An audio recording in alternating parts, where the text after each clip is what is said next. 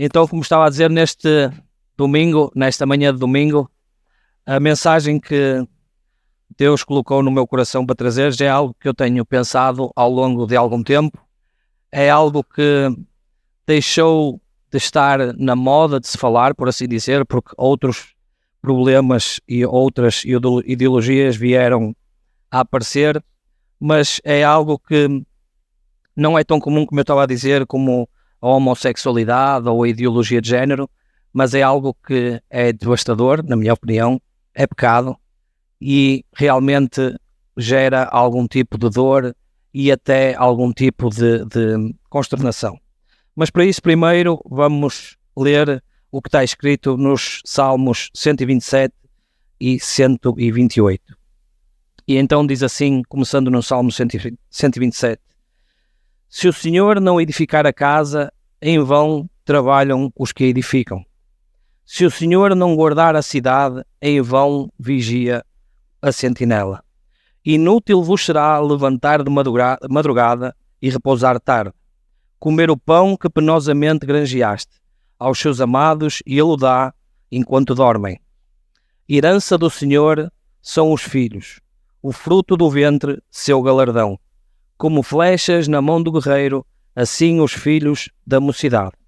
Feliz o homem que enche deles a sua aljava. Não será envergonhado quando pleitar com os inimigos à porta. E continuando para o Salmo 128, diz assim: Bem-aventurado aquele que teme ao Senhor e anda nos seus caminhos. Do trabalho de tuas mãos comerás. Feliz serás e tudo te irá bem. Tua esposa no interior de tua casa será como uma videira frutífera. Teus filhos como rebentos de oliveira à roda da tua mesa. Eis como será abençoado o homem que teme ao Senhor. O Senhor te abençoe desde Sião para que vejas a prosperidade de Jerusalém durante os dias de tua vida. Vejas os filhos de teus filhos, paz sobre Israel. Até aqui a palavra de Deus, Senhor, fala-nos sobre a família e a importância de nós termos a nossa base, os nossos alicerces na palavra de Deus e no temor a Deus. Então, como eu estava a dizer, a mensagem que Deus colocou no meu coração para trazer hoje de manhã é algo que tem causado grandes, ou neste caso tem causado grandes perdas, maiores até do que tragédias históricas ou tragédias naturais, maior até do que guerras, imaginem só. Então senti realmente necessidade de falar nisto esta manhã. E refiro-me nada mais, nada menos do que ao aborto. Quase todos os irmãos que estão aqui sabem o que é o aborto. Muitas vezes podem não saber o que implica o aborto, mas é isso que nós queremos refletir esta manhã. Então esta reflexão ou esta meditação é algo que realmente acabou por mexer ainda mais comigo e causar até alguma revolta. Então, como os irmãos sabem, o aborto é algo que é extrair uma criança morta do útero da mãe. Isto é o princípio básico do aborto, mas durante esta reflexão eu gostava de dividir esta questão em três partes, que é a primeira delas o que é o aborto e alguns dados gerais. Não podemos, por questões de tempo, ver aqui todas, porque senão estaríamos aqui todo o dia e se calhar não seria, não chegaria. A segunda questão é a questão ética e moral do aborto, okay? Tudo o que envolve a decisão ou até a desumanização das crianças. E a terceira é qual é a mensagem que a palavra de Deus tem para nós, para esta manhã. Ok? Então peço que tenham em conta que, apesar da gente ir através de alguns dados e eles possam parecer frios e calculistas, mas por também alguma razão eu deixei de fora as percentagens, só recolhi aqui uma percentagem, deixei de fora todas as percentagens e até imagens, porque as próprias imagens que eu vi, ainda que ilustrativas, conseguem ser penosas e conseguem ser agressivas até para a pessoa mais fria. Ok? Então, como tínhamos falado, o aborto é nada mais, nada menos do que o ato de extrair um bebé, e eu estou a chamar bebé porque na pesquisa que eu encontrei nenhum deles chamava bebé, nem criança, chamava de feto. Okay? Então é o ato de tirar um bebé morto de um útero materno. Todo este procedimento em Portugal pode ser feito legalmente até às 10 semanas de gestação. Até às 10 semanas de gestação tem alguns métodos que não são são invasivos para a criança em questão, mas podem não ser tão invasivos para a mulher. No entanto, até essas 10 semanas, todos os abortos são feitos na base de pílulas abortivas. E pílulas abortivas essas que funcionam hoje em dia devido ao elevado número de abortos que se fazem não só em Portugal, mas em todo o mundo, como um método contraceptivo. Okay? Todo este procedimento em Portugal tem um custo numa clínica privada de a partir de 500 euros, dependendo do tempo que a pessoa tem que ficar internada, dependendo do tipo de procedimento que tem que fazer. Mas no Sistema Nacional de Saúde é gratuito. Não é? Todos sabemos que nada é gratuito quando se trata de algo que a gente paga todos os dias com as nossas contribuições. Mas eu não quero tornar isto uma questão política, quero tornar isto uma questão de reflexão, não quero apontar culpas, mas sim para que possamos refletir e possamos assim praticar a nossa parte do Evangelho. Então, esse tal custo do aborto que tão glamorizado é na nossa sociedade, que já não se chama de aborto, chama-se de interrupção voluntária da gravidez, é um nome pomposo para algo que significa nada mais, nada menos que matar uma criança no útero materno. Então, para além de todo esse custo que tem, uma vez que a mulher decide até às 10 semanas cometer esse procedimento ou fazer esse procedimento, a interrupção voluntária de gravidez, até às 10 semanas ela não tem que apresentar motivo algum. Ela simplesmente chega, pede uma consulta e diz ao médico que quer interromper a gravidez. Nada mais lhe é perguntado. Isso por si só já é preocupante, não é? Então, existem, para além dessas 10 semanas, quando ultrapassa essas 10 semanas, existem vários métodos de interromper a gravidez ou de abortar, e esses procedimentos são tão frios e tão duros que eu apenas escolhi 2, até também por uma questão de tempo, não temos tempo para abranger todos eles. Mas nesses 2, que eu também pouparei os irmãos às imagens, porque elas são, ainda que ilustrativas, como eu disse anteriormente, essas próprias imagens já são duras. Então, desses 2 métodos que eu selecionei para hoje, um deles é a dilatação, desmembramento e aspiração da criança. Então, não passa nada mais, nada menos do que o médico vai fazer o procedimento com um instrumento próprio para o ato, em que é inserido dentro da senhora, da mulher, remexe toda a bolsa onde envolve a criança, causando, por claro, causar sofrimento à criança e até acabar por matá-la. Depois de desmembrar tudo isso, ou depois de descolar essa bolsa do útero ou do ventre da mãe, a criança é aspirada, e nessa aspiração a criança é desmembrada e completamente destruída, como se fosse um bocado de lixo que se tira da barriga de alguém. E isso por si também é muito penoso, não é? O segundo método que eu vi, que também mexe, é o chamado método que eles usam uma injeção de digoxima. Nada mais, nada menos é do que o médico, através de uma ecografia, vê onde é que está, ou identifica onde é que está a cabeça do bebê, e com uma injeção de digoxima, injeta-lhe diretamente na cabeça, o que muitas vezes causa a morte imediata do bebê, outras vezes vai lentamente matando o bebê. A senhora, dependendo da sua situação de saúde, é mandada para casa ou não, e nos próximos 2 dias tem que voltar. A senhora corre o risco de andar 2 dias com o bebê morto na barriga. Okay? A partir desses 2 dias, a senhora é voltada ao hospital ou à clínica, onde é induzido um parto para retirar a criança já morta. Ou seja, apesar de tudo, a mulher não deixa de ter aquela dificuldade do parto. Irmãos, só nestes dois exemplos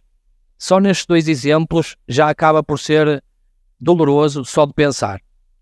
acaba por ser revoltante só de pensar nestes métodos não humanos.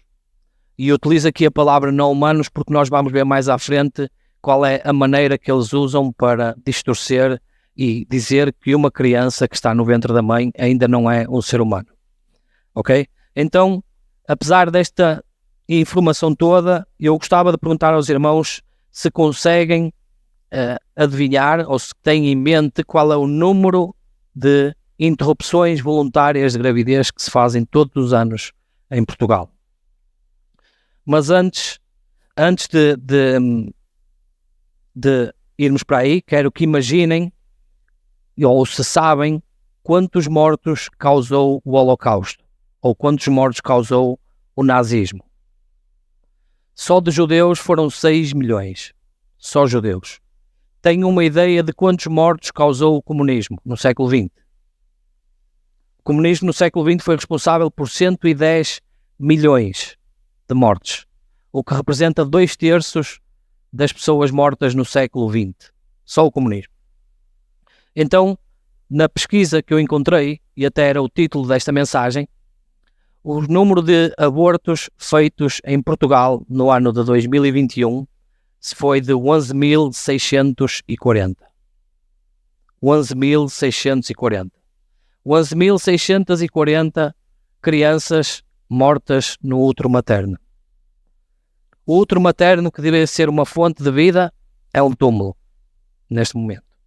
Mas não fica por aqui. Como temos muitos irmãos brasileiros, eu tomei a liberdade de ver também quantos abortos ou quantas interrupções voluntárias de gravidez se fazem no Brasil. E nos anos anteriores estimam à volta de 200 mil por ano, sendo 45% desse valor feito de maneira insegura, feito de maneira, por vezes, não clínica, através de métodos naturais, chamados assim, não é? De métodos curandeiros, ou assim como se designam. Ou seja, irmãos, conseguimos ver que o número de crianças mortas no ventre materno é uma barbaridade. Mas não fica por aqui. Conseguem adivinhar quantos abortos foram feitos entre o ano de 2010 e 2014 em todo o mundo? Pois deixem-me dizer que o site G1 indica que entre 2010 e 2014 foram estimados 55,9 milhões de abortos feitos por todo o mundo. 55,9. Se nós extrapolarmos isto apenas do ano 2000 até aos dias de hoje, conseguimos ver que matou nada mais, nada menos do que o Holocausto, nada mais, nada menos do que o comunismo, nada mais, nada menos do que a Revolução Francesa, muito mais do que a Santa Inquisição Espanhola. Ou seja, o aborto é o novo método de matar pessoas. E, por alguma razão, ultimamente tem caído no esquecimento. Porque, tendo em conta que só podemos ou vemos falar da ideologia de género, do problema da homossexualidade, ainda que no ano 2002 foram registados 44 milhões de abortos, só no ano 2002, ultrapassando qualquer outra causa de morte, até as guerras. Ou seja, os senhores estão lá do outro lado da Europa a fazer guerra e eles não são culpados sozinhos das mortes que aconteceram no ano passado. Nós também somos. Então, partimos aqui de uma parte em que falamos das questões de dados e de informação geral para uma questão ética e até moral do aborto. O que é que pode levar uma mulher a fazer ou a cometer esse tipo de procedimento? Então, dependendo ou andando ali à volta dos estudos que eu tive a oportunidade de fazer, encontrei vários estudos em que dão variadíssimas razões, mas todos eles coincidem em 4 razões específicas. A primeira delas é a fase da vida ou o momento em que ocorre a gravidez. Tendo isso outros sobre temas, não é? Algumas mulheres dizem que estão a meio da vida académica ou a terminar os estudos para se poder graduar. Algumas mulheres afirmam que têm a carreira profissional, o estágio, ou até estão em mudança de emprego. Outras têm o medo do futuro e a incerteza, e essas também desempenham um papel fundamental nesta pesquisa e nesta decisão. A questão da idade também é muito falada, muitas porque são novas demais, ou outras porque acham que já passaram da idade. Algumas mulheres já não planeavam mais ter filhos, e então abortam por esse mesmo motivo. Algumas senhoras são apanhadas e são grávidas, ficam grávidas na menopausa, o que pode originar um problema, sim. Grávida quando o contrato de trabalho está a terminar, outro problema visto no meio da sociedade. Então depois temos grávidas que engravidam após um aborto, gravidez não planeada num país estrangeiro e gravidez antes dos 18 anos. Aqui podemos ver que o problema é sempre o eu. Eu não estou preparado, eu sou novo demais, sou velho demais, eu tenho que acabar os meus estudos, eu ainda não tenho o status que eu queria ter, eu ainda não tenho a vida que eu queria ter, é tudo o eu. Eu quase que aposto que aqui, não diria 100%, mas 99% dos pais, se calhar quando tiveram notícia de que a esposa estava grávida, ou quando a senhora engravidou, nenhum de nós estava preparado. Mas nós não pensámos em nós.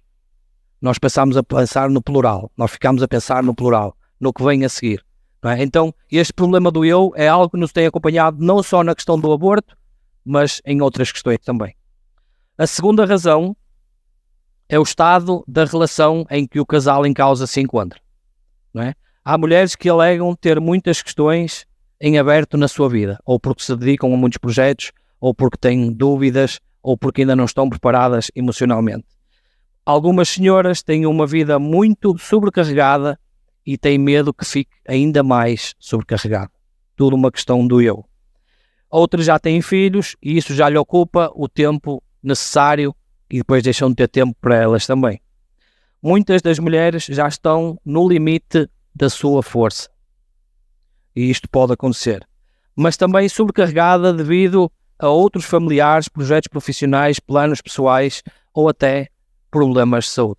Irmão, quando falo no aborto de ser algo que é contrário à vontade de Deus, não quero dizer que não haja exceções.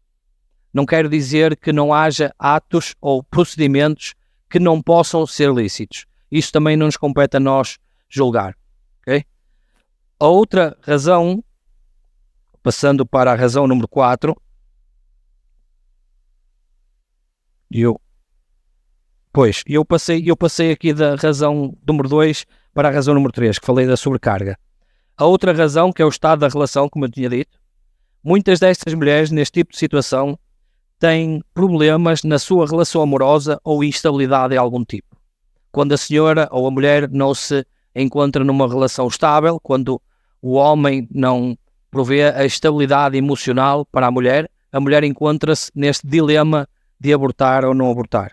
Outras mulheres querem fazer o procedimento simplesmente por causa da reação negativa do seu companheiro. E isto também não deixa de ser grave. Uma grande parte considera sempre o estado da relação ou porque é muito recente, ou porque estão a passar algum tipo de tribulação na relação, ou então por causa das famosas e chamadas de relações ocasionais ou de amizades coloridas, em que são relações que não têm qualquer tipo de compromisso e acontece a gravidez. Então usam o aborto como método contraceptivo, como se a criança fosse a culpada daquela relação não dar certo. E isto também é outro dos problemas. Passando para a quarta razão, algumas mulheres ficam preocupadas se conseguirão ultrapassar a gravidez, quer a nível físico, quer a nível psicológico.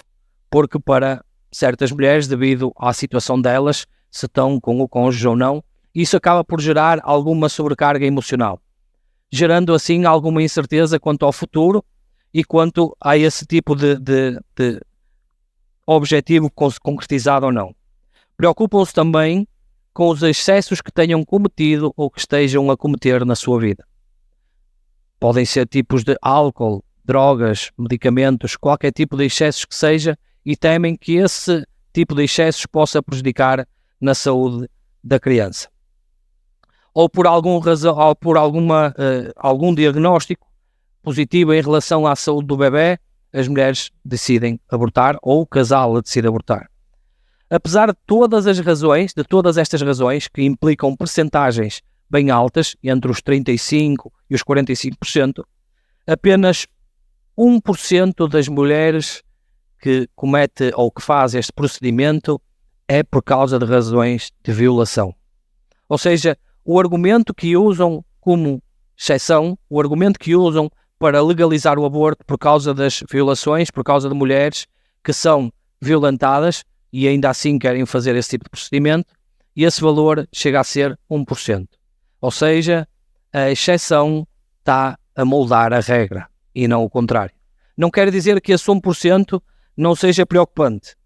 Em alguns desses casos é bastante preocupante, porque nem que fosse só uma mulher no meio de 1.000 milhões seria preocupante, não é? Então, esses são alguns dos argumentos que levam as senhoras a decidir abortar.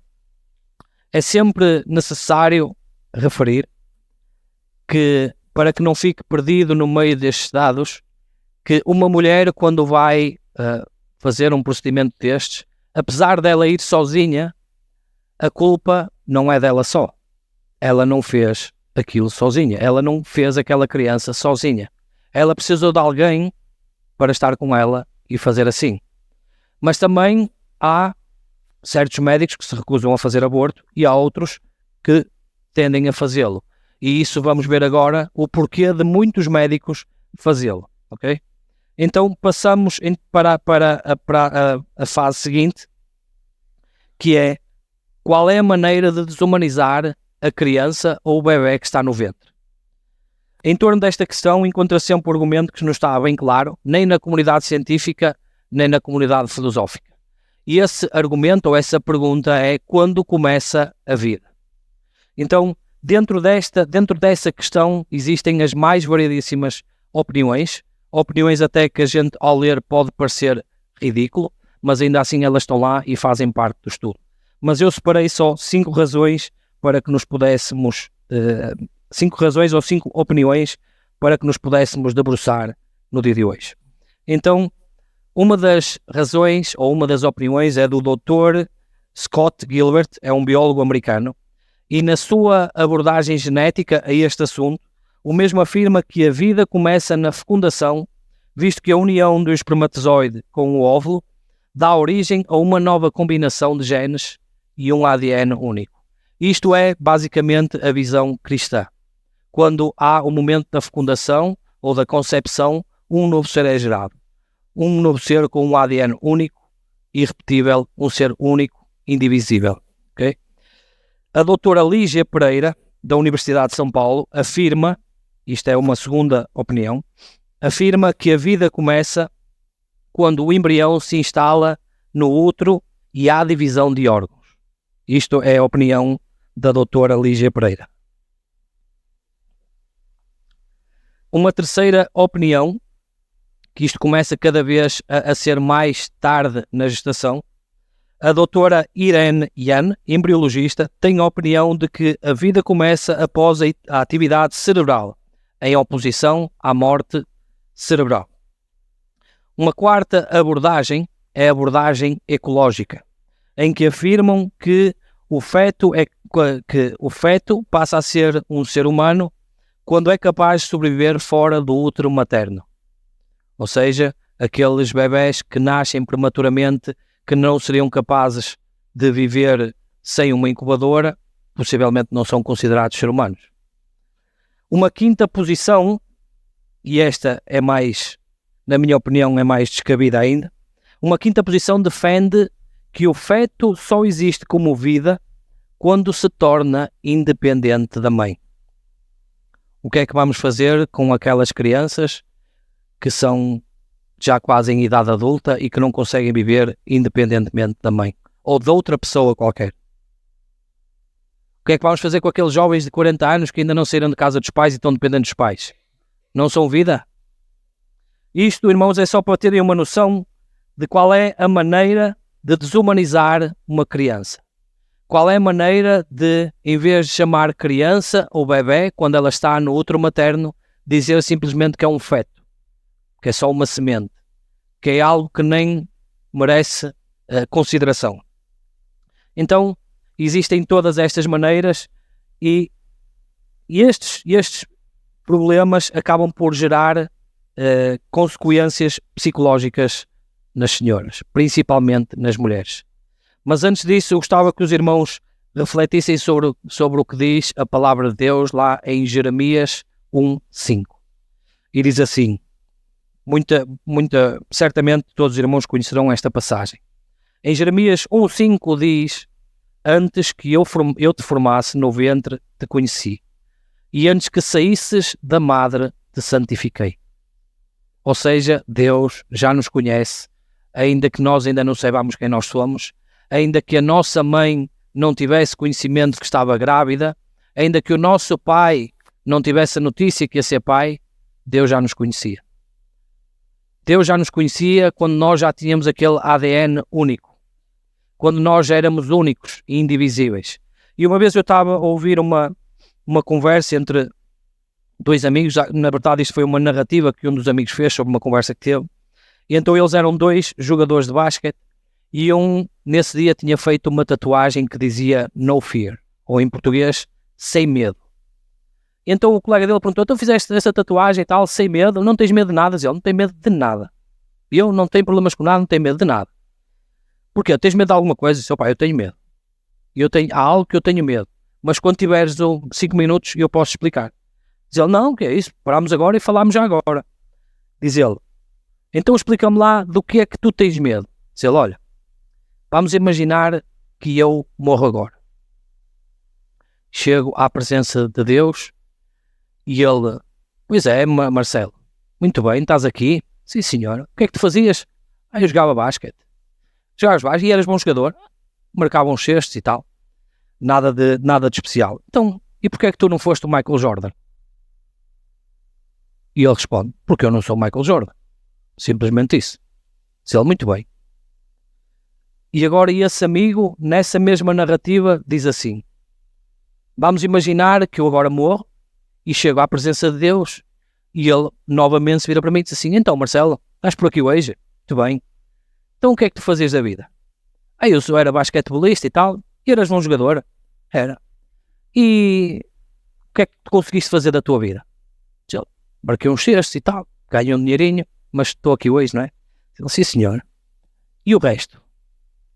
Eu fiz um de ti, um único, uma impressão digital, um ADN único.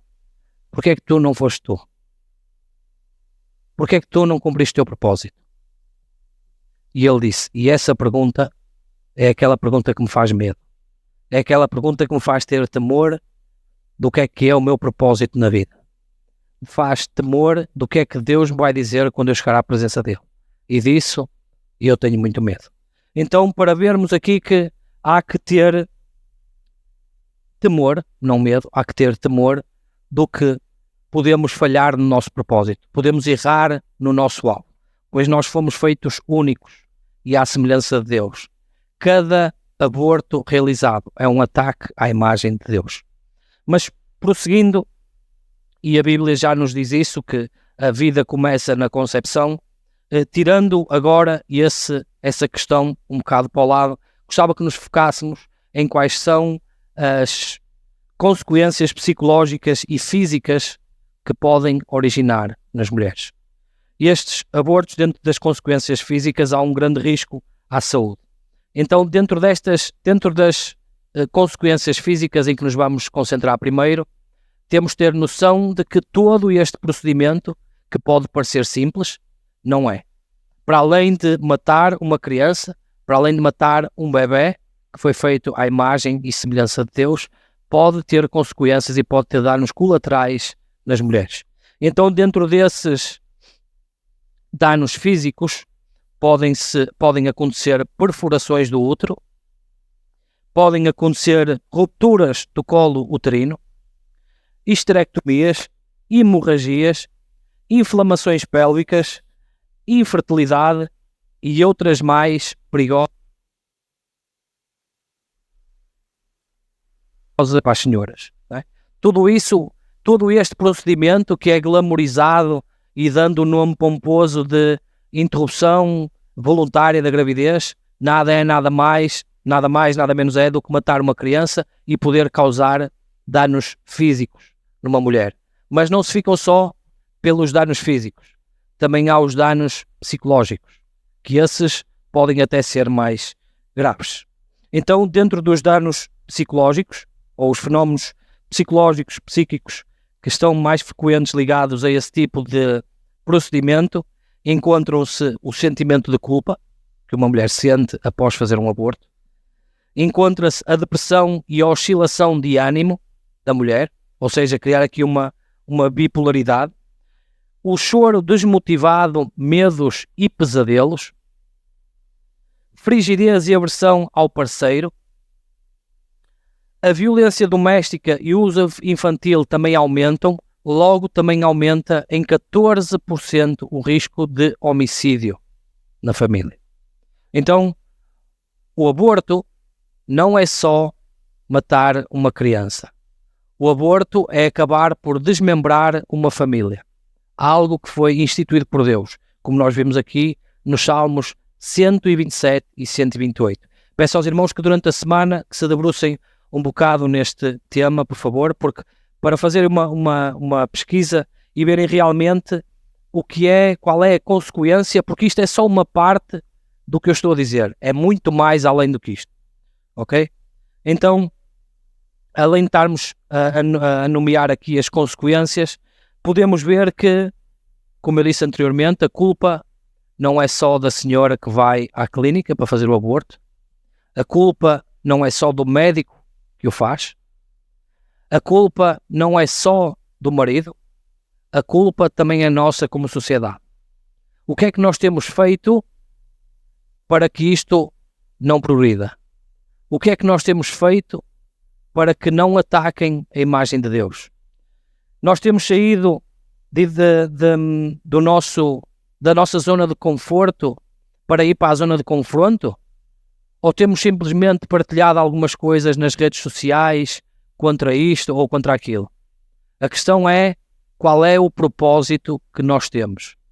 Qual é o caminho que nós temos a trilhar?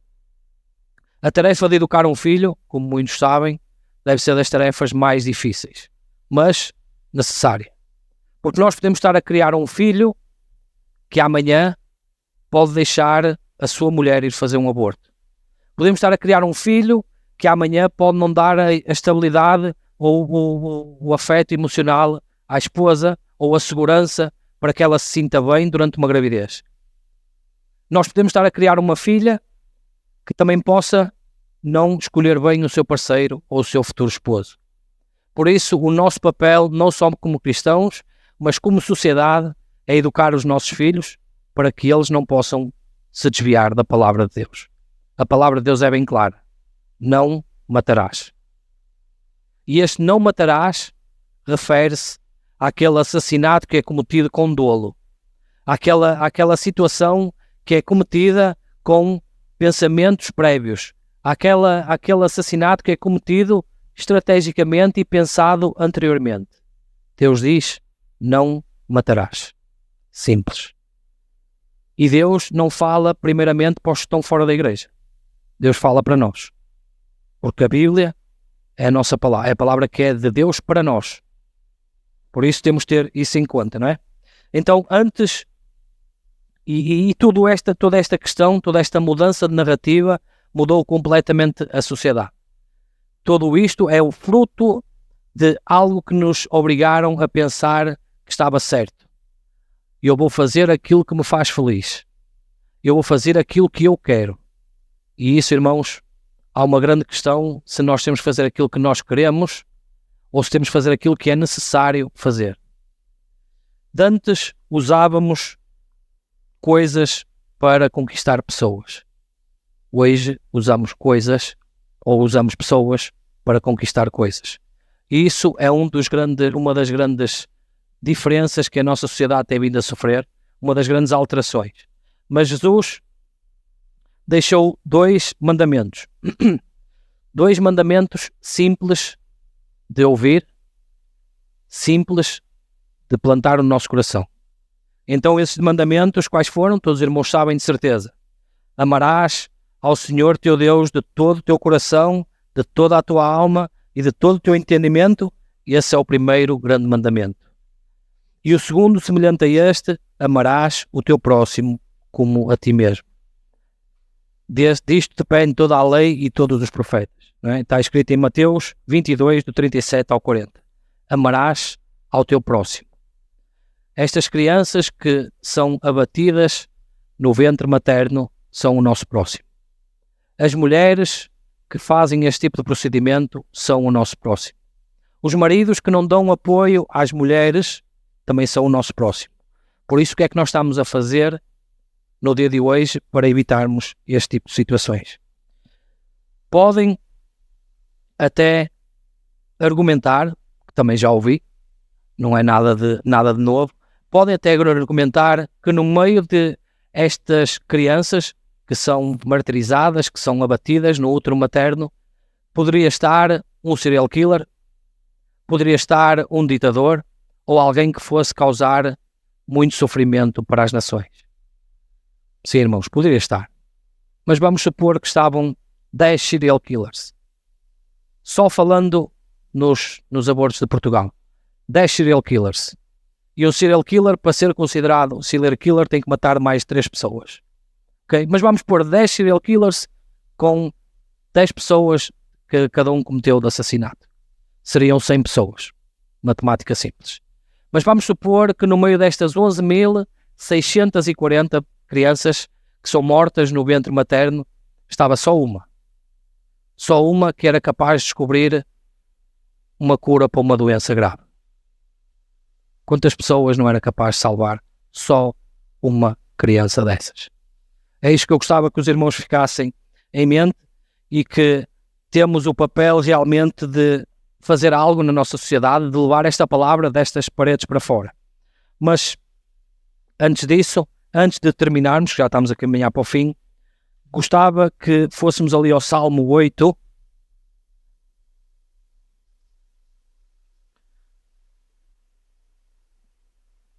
E o Salmo 8 diz assim, o Salmo de Davi, diz assim: Ó Senhor, Senhor nosso, quão magnífico em toda a terra é o teu nome, pois puseste nos céus a tua majestade, da boca de pequeninos e crianças de peito suscitaste força por causa dos teus adversários, para fazeres emudecer o inimigo e o vingador.